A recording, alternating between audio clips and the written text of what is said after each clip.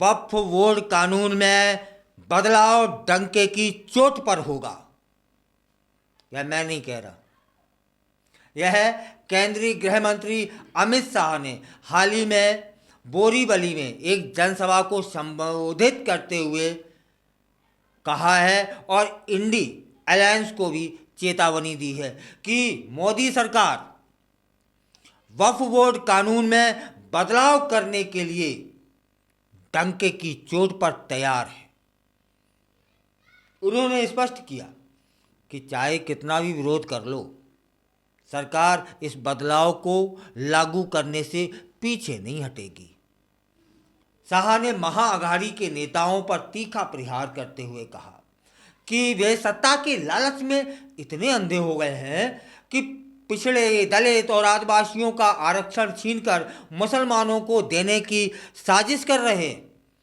उन्होंने जनता से अपील की कि वे महाअघाड़ी के इस मंसूबे को कभी सफल न होने दें और उन्हें सत्ता से दूर ही रखें।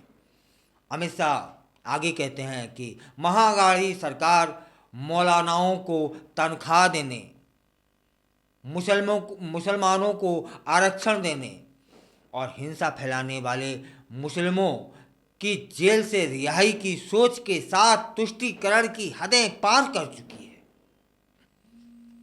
तुष्टीकरण की हदें कौन कौन सी होती हैं यह आप समझिएगा।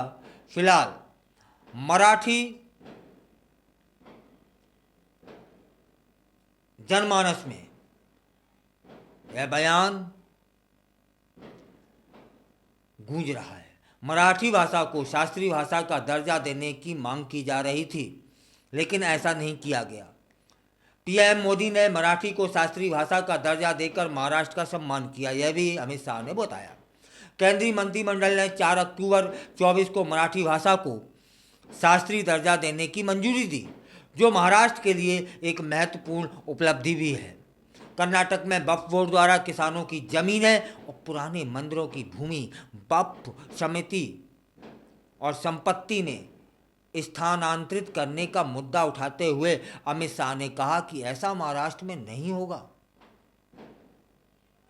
उन्होंने उद्धव ठाकरे पर भी निशाना साधते हुए पूछा कि धारा 370 राम मंदिर और संभाजी नगर के नाम का विरोध करने वाले उद्धव जी सत्ता के लिए और कितना नीचे गिरोगे।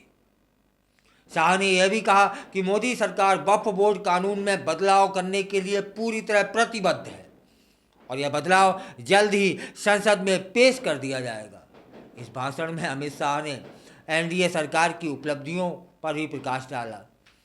जो भी हो, मूल मुद्दा यह है कि उन्होंने क्या कहा है कि वक्फ बोर्ड कानून में संशोधन होकर रहेगा और सभी लोग अपनी अपनी पार्टियों की गुणगान तो गाते हैं, चाहे कांग्रेस हो चाहे भाजपा हो।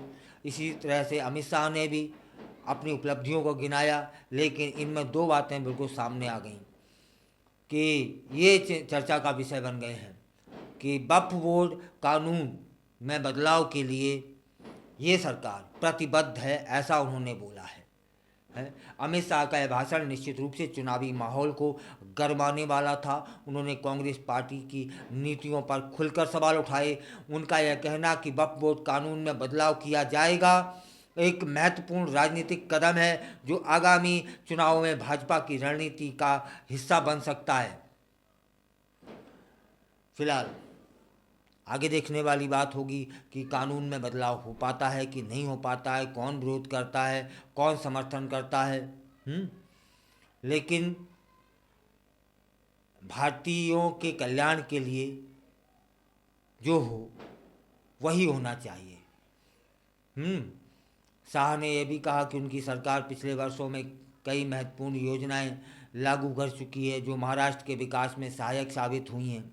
उन्होंने किसानों की आय बढ़ाने, बुनियादी ढांचे में सुधार और स्वास्थ्य सेवाओं को बेहतर बनाने के लिए किए गए प्रयासों का उल्लेख किया और जनता को या वोटरों को अपनी ओर आकर्षित किया।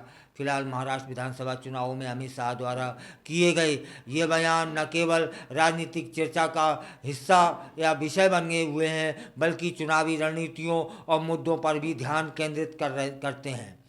इस चुनावी माहौल में सभी पार्टियों द्वारा किए गए दावों और वायदों पर जनता की नज़रें टिकी हुई हैं। अब देखना होगा कि क्या अमित शाह की ये घोषणाएं आगामी चुनावों में मतदाताओं पर प्रभाव डालती हैं या फिर नहीं।